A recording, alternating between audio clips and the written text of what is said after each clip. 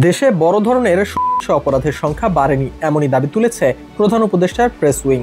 এক বিবৃতিতে বলা হয়, চলতি বছর দেশে অপরাধের হার উল্লেখযোগ্য হারে বেড়েছে। এমনকি বিভিন্ন গণমাধ্যমে প্রকাশিত এমন খবরে জনমনে আতঙ্ক ও নিরাপত্তার সৃষ্টি হয়েছে। তবে এই দাবি সঠিক নয়।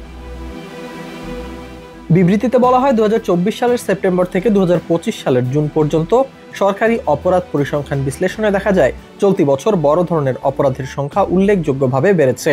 এমন দাবি সঠিক নয়। পুলিশ সদর দপ্তরের তথ্য অনুযায়ী গত 10 মাসে বড় ধরনের অপরাধের প্রবণতা স্থিতিশীল রয়েছে। পরিসংখ্যানে বড় ধরনের অপরাধ বাড়ার কোনো লক্ষণ নেই বলে বিবৃতিতে উল্লেখ করা হয়। বলা হয়, বাস্তবে বেশিরভাগ গুরুতর অপরাধের হার কমেছে বা একই পর্যায়ে রয়েছে। তবে কিছু নির্দিষ্ট অপরাধের ক্ষেত্রে সামান্য বৃদ্ধির প্রবণতা লক্ষ্য করা গেছে।